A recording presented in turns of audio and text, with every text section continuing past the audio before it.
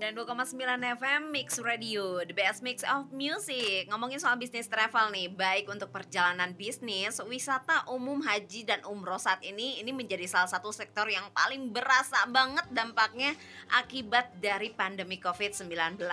Dengan adanya kebijakan PPKM, penutupan akses keluar masuk wilayah baik lewat udara, darat, laut itu bikin travel bisnis ini mendapat pukulan hebat. Banyak yang tutup karena nggak mampu membiayai operasional perusahaan. Ini termasuk salah satu yang kena imbasnya adalah perusahaan travelnya dari Teh Seri ya. Halo, selamat malam Teh Seri. Malam Teh. Ini kena imbas juga ya Teh ya? Banget. Agak majuan dikit mungkin Teh, boleh ya? Oke, ini kita pengen tahu dulu dong tentang bisnis travel yang sudah dibangun oleh Teh Seri ini. Sebenarnya saya dulu awalnya banget mengenal travel itu sebagai karyawan. Itu di tahun 2010. 2010 ya. Alhamdulillah berkembang. Memang pada awalnya kita sudah ada pembicaraan lah dengan atasan dulu. Jadi kalau suatu hari saya mau buka usaha sendiri, boleh. Mau pakai nama kantor yang lama boleh dulu, gitu ya. atau mau bikin sendiri, boleh gitu. Ya seiring waktu alhamdulillah sebenarnya kurang lebih 2 tahun itu saya udah mau buka sendiri. Oh, kerja 2 tahun langsung punya ide, Ya, oke, buka sudah. sendiri gitu. Karena awalnya saya alhamdulillah pada saat pertama di sana sebagai staff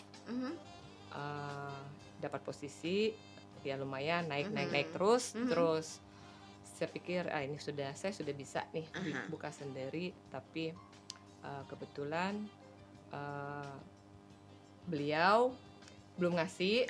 Jangan dulu katanya, jangan dulu, masih dibutuhkan. Sayang, karyawannya berpotensi gitu kan. Ya, tapi saya maksa karena dulu saya sempat ada kepikiran mau kerja di Singapura. Oh iya. Karena kita kan banyak untuk travel itu otomatis link kan banyak ya sampai ke luar negeri. Saya sempat kepikiran ya udah kalau nggak dikasih buka sekarang saya mau pindah aja gitu. Saya udah sempat ngobrol-ngobrol dengan salah satu owner travel ya di Singapura. Kebetulan itu tadinya awalnya partner kita gitu. Jadi dia sempat kalau kamu mau boleh ke Singapura gitu kan. Nah terus akhirnya ya udah boleh buka. Saya buka dengan nama travel yang pertama saya kerja. Gitu. Oh pada saat itu jadi bukanya pakai nama yang tempat kerja. Ya saya enggak. Saya lama kurang lebih berapa tahun dia. Jadi hampir 10 tahun. Saya 2 tahun setengah lah akhirnya buka kantor sendiri dengan nama yang sama. Jadi di situ kita buat saya cabang. Ya, saya kantor cabang. Terus seiring waktu jalan-jalan karena di waktu itu lumayan travel kita itu juga anak baru tapi booming. Menyaingi yang lainnya gitu. Alhamdulillah. Terus ya berjalan ya alhamdulillah lancar. Tapi sempat beberapa yang kebetulan kita waktu itu buka franchise juga. Jadi ada di luar kota itu ada, termasuk salah satunya ada di Bali. Bali, Semarang kita ada. Terus mana lagi ya? Tapi paling banyak itu di Bandung yang franchise. Sebenarnya bisnis travel ini menjanjikan ya Teh ya? Sangat menjanjikan. Kalau orang udah pada maju kan ya? Betul. Sangat menjanjikan sekali. Kalau sudah tahu di selahnya. Udah tahu di selahnya kayak Teh Seri gitu ya? Kalau sudah tahu di selahnya itu sangat menjanjikan. Sangat menjanjikan ya. Ini apa sih yang bikin Teh Seri terjun ke dunia travel ini gitu? Apakah memang jiwanya sendiri sebagai seorang traveler gitu? Ya mungkin sebelum saya kerja di kantor travel, saya sudah beberapa kali pindah di kantor yang termasuk saya pernah kerja di bank. Saya pernah kerja di bank. Saya pernah jadi sekretaris pengacara. Wah keren. Saya dulu asistennya Edward Porer. Waktu Edward Porer masih lagi booming, lagi hits banget. Terus saya yang paling lama mungkin sebelum saya beralih profesi ke travel itu saya di properti. Di properti ini kalau misalnya ngeliat runtutan pekerjaan ini keren-keren loh Teh Seri kerjaannya. Tapi basicnya sendiri ya, basic yang dipelajari saat itu apa sih? Sebenarnya awalnya saya tuh kalau SMK ya, SMK itu saya itu dari Sandi Putra. Itu kan sekolah menengah kejuruan. Saya itu justru ngambil perhotelan. Makanya saya baru menyadari bahwa saya ini salah ngambil jurusan. Karena waktu SMK itu di sekolah itu cuma ada 2 jurusan, satu perhotelan, yang satunya lagi adalah kepariwisataan. Nah harusnya saya kepariwisataan, justru ilmu perhotelan saya itu sama sekali tidak saya pakai. Biasanya banyak yang kayak gitu ya. Nah, sekolahnya itu jurusan apa? Tapi kenyataannya apa? Kenyataannya setelah tamat dari SMK, saya malah bosan. Jujur, waktu sempat saya ngerasa bosan perhotelan menurut saya setelah saya ngalamin praktek kerja, terus kayaknya stuck dunia perhotelan itu hanya di dalam lingkupan perhotelan saja. Nah akhirnya saya kebetulan kakak saya itu kuliah di sekretaris. Entah kenapa dulu ini saya itu agak sedikit tomboy ceritanya. Jadi entah kenapa di akhir mau tamat sekolah itu ada keinginan pengen dandan cantik kayak perempuan, pengen pakai high heels. Akhirnya saya ngelihat kakak, wah ini kayaknya mending saya pindah ke sekretaris.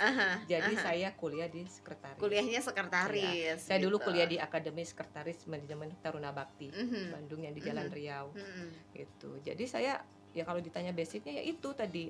Mungkin kalau ditarik ulur tetap sih ada ilmu perhotelannya saya dapat juga dari untuk pariwisatanya saya dapat, karena di SMK itu walaupun kita perhotelan kita tetap ada belajar untuk kepariwisataan yang lainnya, tapi tidak banyak, itu hanya 1 semester seperti itu.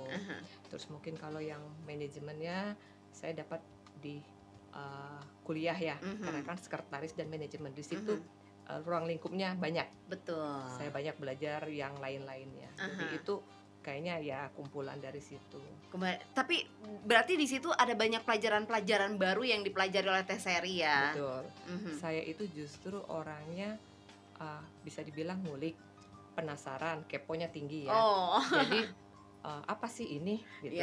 Jadi saya pengen tahu. Terus kalau misalnya orang lain bisa, kenapa saya nggak bisa? Nah, jadi mungkin itu ya kayaknya jiwa saya yang itu yang suka. Saya pengen tahu dunia baru seperti itu. Jadi pindah-pindah. Makanya kalau ngelihat istilahnya latar belakang pengalaman kerja, ya itu tadi menclok tapi akhirnya masuk ke dalam situasi yang menyenangkan, yang sesuai dengan diri sendiri. Kalau orang suka traveler kan biasanya kan jadi memiliki jiwa kebebasan ya. Kayak gitu nggak sih Teh Seri orangnya? Iya. Pengen bebas. Makanya saya itu ya itu tadi, karena saya selalu penasaran seperti apa, keingintahuan saya tinggi, jadi ya saya coba apa nih gitu kan. Jadi yang tadinya ini bukan basic saya. Dulu juga pertama kali masuk ke dunia pariwisata untuk dunia kerjanya, saya itu jadi waktu sempat dari pengacara saya pernah punya bisnis sepatu. Karena saya curi ilmunya waktu yang saya jadi asisten Edward Porer. Saya banyak berteman dengan, karena dulu Edward Porer itu sebelum dia punya pabrik sendiri, dia maklun. Jadi saya banyak berhubungan dengan. Jadi banyak belajar lah ya dari tempat kerja yang pernah disinggahi oleh Teh Seri itu. Jadi kuncinya adalah kepo dan ngulik. Kepo dan ngulik. Ayo kita kepo, kita ulik lagi Teh Seri setelah yang berikut ini.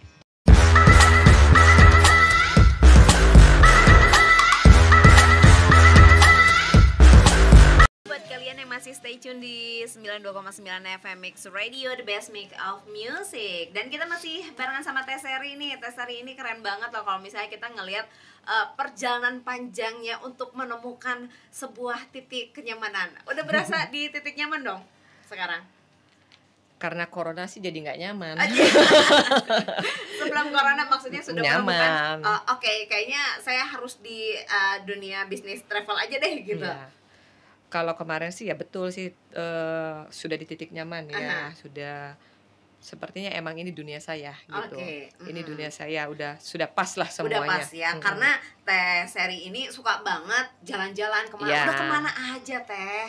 Ya kalau Indonesia sih belum semuanya, cuman ada beberapa kota yang sudah terlalu sering didatangin. Terlalu sering? Iya. Kota mana tuh yang paling sering?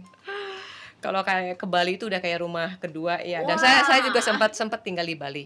Karena ada itunya juga kan ya? Ya, dulu kita ada cabang Cabangnya di ya? Bali. Di Bali, Jadi saya sempat oke. stay di sana berapa bulan. Terus tapi kalau untuk kerja memang bukan. Iya, kalau di Bukan sana ya, di memang sana untuk holiday untuk doang holiday. ya. Dan kalau kota-kota lainnya ada beberapa udah dikeliling. Ya dari Aceh saya sudah pernah ke Aceh, Medan. Sudah Aceh, Medan, mana lagi Yang paling jauh negara di luar di mana Teh? Eropa saya sudah, tapi belum semuanya sih. Berarti ini sambil menyelam minum air ya? Betul banget. Itu paling enak banget ya kerjaan sebagai punya bisnis di travel bisnis ini gitu kan ya? Iya. Dapat duit iya, Dibayar bisa jalan-jalan, iya. dibayar iya. Kadang kalau ketemu tamu yang baik juga dia ngasih ya Tips uang ya, tips gitu ya. Kadang-kadang kita juga dibelanjain. Iya, asik banget sih, seru ya. Seru. Seru banget. Nah, kuncinya nih kita dapat ilmu pertama dari Teh Seri, yaitu kita harus kepo ya sama pekerjaan orang, ngelihat nih suksesnya dari apa, dipelajari terus diulik gitu ya. Betul, Teh ya. Betul. Teh, ini kan nggak gampang untuk ngambil keputusan. Kayaknya saya harus ngambil keputusan misalnya kayak tadi Teh Seri, kerja di orang terus dipelajarin, diulik, terus ngambil keputusan, oke, saya mau buka sendiri aja. Itu kan nggak gampang loh. Betul. Berarti Teh Seri juga punya jiwa kepemimpinan yang kuat ya? Iya, karena sebenarnya gini, ini sih saya itu orangnya, karena tadi saya bilang saya itu agak sedikit orangnya pejuang ya. Pejuang tangguh. Pejuang tangguh. Dan jadi pada awal saya masuk kerja di kantor travel, saya tuh sempat ditanya sama pimpinan, apa yang akan kamu lakukan untuk perusahaan ini? Iya, biasa itu pertanyaan biasa ya. Itu udah klise ya, selalu ya. Saya bilang saya akan melakukan yang terbaik. Terus apa lagi? Keinginan kamu? Saya pengen jadi manajer dulu ceritanya. Kalau enggak jadi owner di sini. Wah. Dan saya ditantang, oke, buktikan. Waktu itu jujur saya masuk kantor travel itu jadi ceritanya cuma ada 3 orang pertama kali ya. Dan saya masuk jadi owner, big boss, ada 2 yang lainnya baru saya. Dan sempat mungkin waktu itu saya masuk bisa dibilang di antara ya selain bos 2 orang ini umurnya memang di bawah saya sedikit. Mereka sempat, saya tuh baru tahu setelah berapa bulan dengan posisi saya sudah di atas melalui 2 orang ini, gitu. Dengan hasil-hasil saya gitu kan. Ternyata mereka tuh di belakang ngomong, ngapain terima, dia kan dari properti. Nggak nyambung gitu ya. Nyambung. Tapi ya saya bilang, ya pimpinan saya juga cerdas. Dia bilang gini, kalian lupa dia dari properti. Dia jual, ya ini bukan maksud menyombongkan diri atau tidak ya gimana. Karena gini, saya juga tidak pernah berpikir si bos mikirnya dia di properti bisa jual rumah ratusan bahkan miliaran. Masa paketan yang gitu murah nggak bisa seperti itu. Saya juga nggak tahu poin yang diambil dari pimpinan saya pada saat itu. Masa iya dia nggak bisa. Dan memang betul karena itu dulu kantor baru, kita masih anak bawang banget.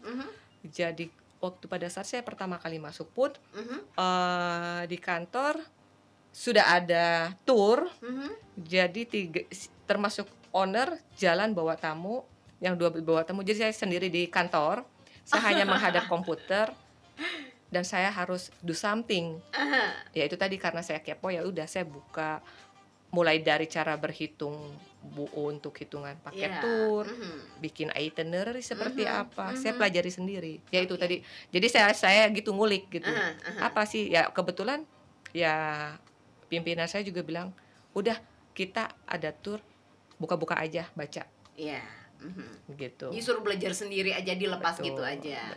Sebenarnya kita lebih untung ya kalau misalnya kita punya pimpinan yang bisa melepas kita ya. Jadi kita bisa bebas berekspresi ya. Daripada harus sebagai robot cuma ngelakuin A, B, C gitu Ya. ya, tapi oke, explore sendiri Ya, gitu ya. sebenarnya memang begitu. Kita harus punya inisiatif sendiri ya.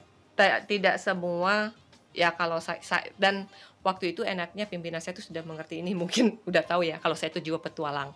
Jadi pada saat jadi pertama kali kan kalau di travel itu jadi kita tuh semi marketing juga ya. Jadi kita cari tamu juga yang mau mau ngambil paket tour segala macam. Kebetulan ya alhamdulillahnya pada saat awal saya masuk ke dunia travel itu, saya dapat tamunya sudah middle up. Oke, ya. Saya tidak bermain di anak sekolah, tidak bermain di anak TK ataupun di kuliah. Alhamdulillah di perkantoran ya, di government. Waktu itu saya pede-pede aja. Tamu pertama kali saya adalah kantor gubernur di Gedung Sate. Sampai waktu itu bahkan pimpinan saya pun belum pernah masuk ke sana untuk menawarkan paket-paket yang ada. Waktu itu saya coba, ya udah saya bilang saya iseng aja ke sana coba. Ada satu teman di sana kerja di kantor di sana di Gedung Sate. Saya coba, saya tanya-tanya, udah coba saya tawarin aja. Dan alhamdulillah rezeki saya jadi 1 bulan pertama saya sudah dapat deal project. Bagus dong. Nah, itu saya masuk dengan yang belum berpengalaman untuk di dunia pariwisata tentang travel.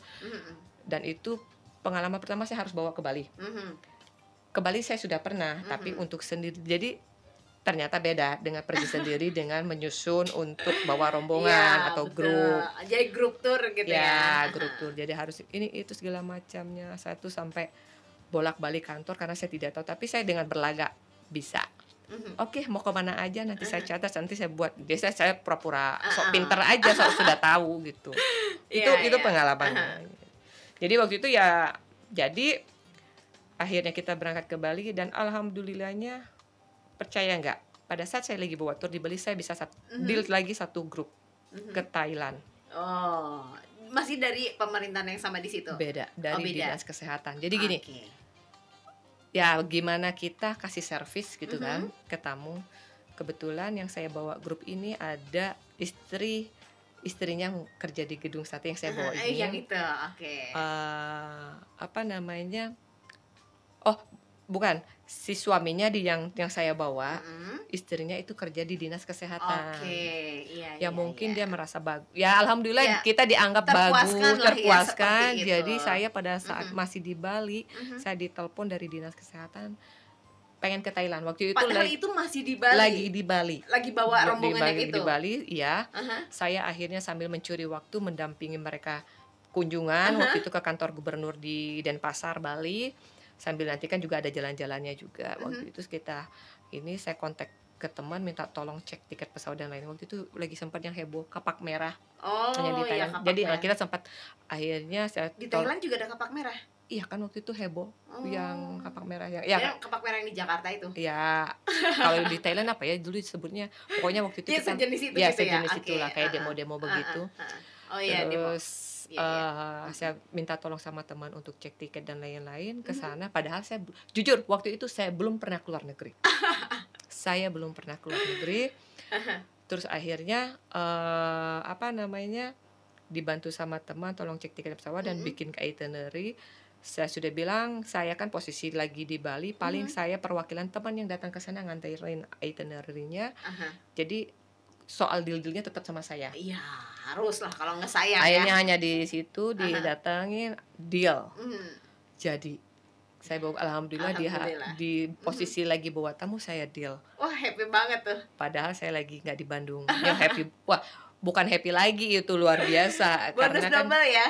Belum tentu semua orang bisa ngelakuin hal yang seperti itu. Ya, makanya saya bilang mungkin waktu itu saya memang hoki kali ya. Hoki. Ya benar. Selain kerja keras, faktor hoki juga yang menentukan. Betul. Seperti itu ya. Jadi nanti kita tanya-tanya lagi nih sama Teh Seri tentang bisnis travelnya yang sekarang masih terus ditekuni meskipun dalam kondisi pandemi ya seperti itu ya. Boleh deh. Nanti kita akan balik lagi setelah yang berikut ini. 90,9 FM Mix Radio, the best mix of music. Kita masih di Ngopi Terus, ngobrol happy tentang ruang usaha. Ih, gila ini seru banget. Kalau Teh Seri itu ternyata pengalamannya luar biasa sekali. Sini sahabat lima waktu ataupun good listeners harus banyak belajar dari Teh Seri nih ya.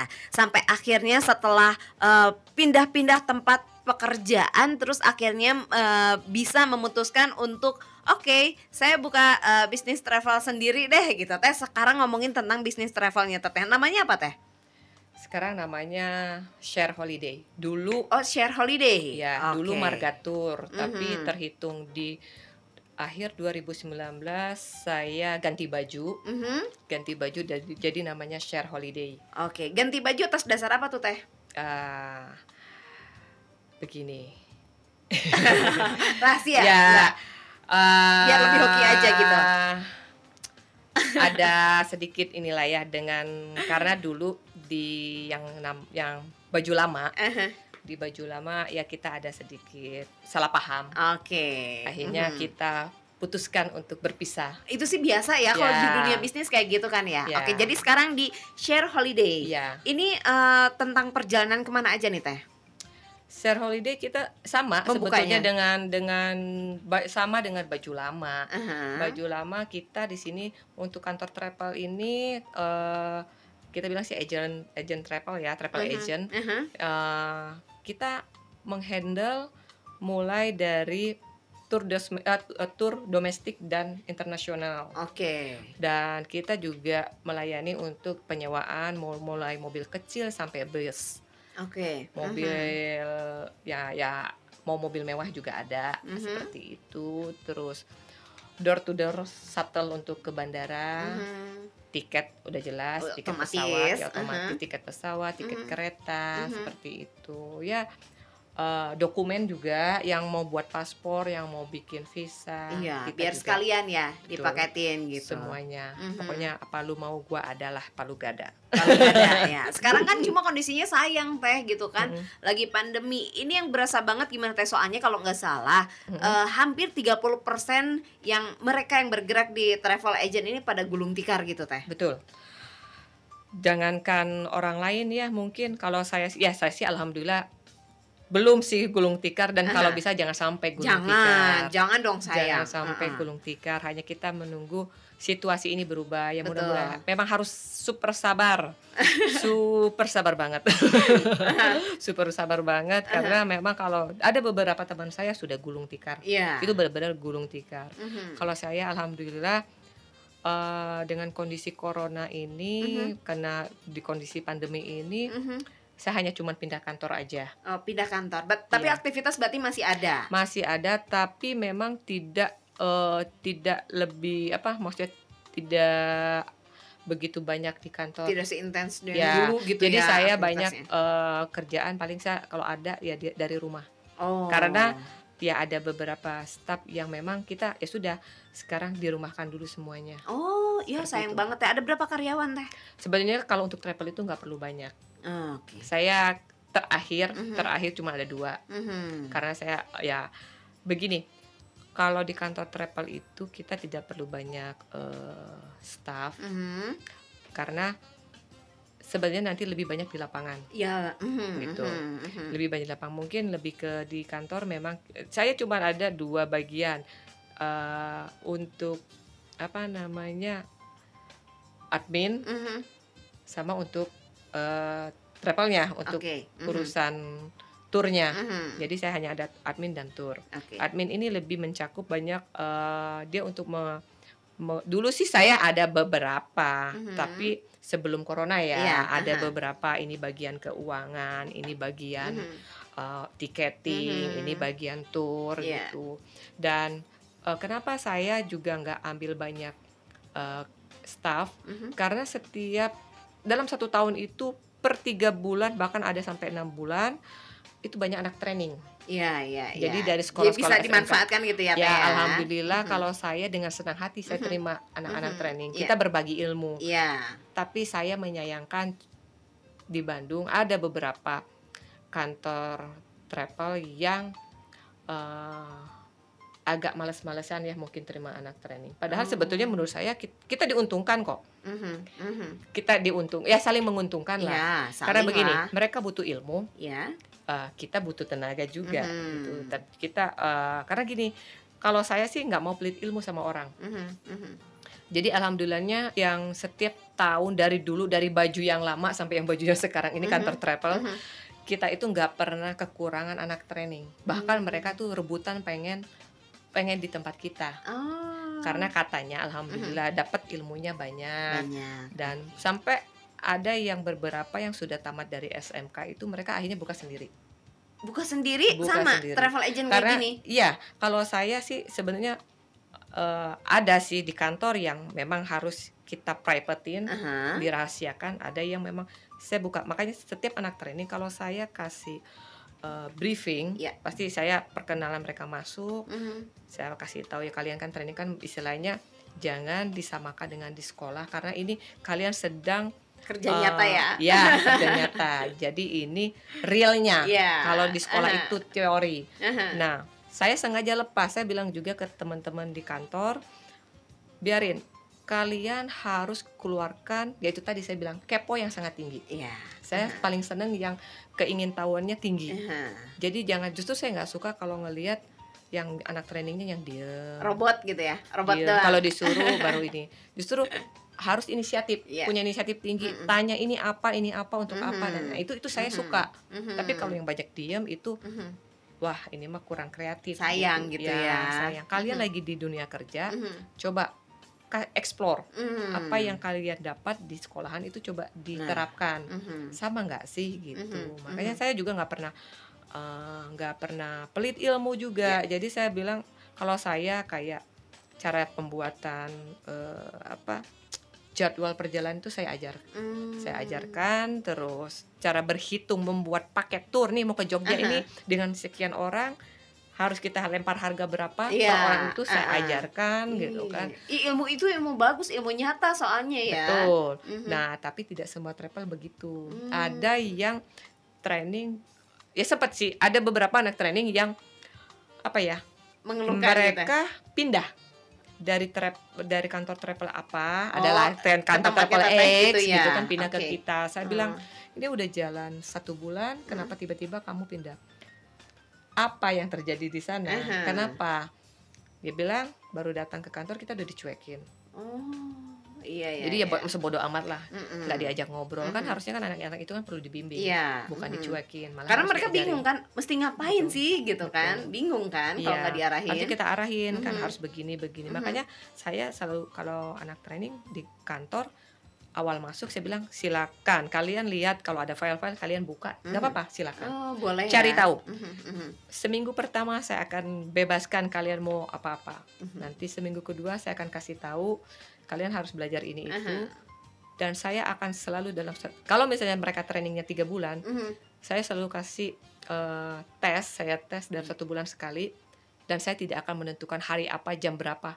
Saya akan selalu gitu saya akan selalu dadakan, karena disitulah saya bisa ngetes ini anak sudah tahu atau tidak, kesiapannya gitu ya. Betul. Udah jauh sampai mana gitu. Itu akan kelihatan anaknya kreatif atau tidak. Betul. Terus punya keinginan tahunya atau tidak, karena menyangkut dengan nilai-nilai nanti yang akan saya kasih.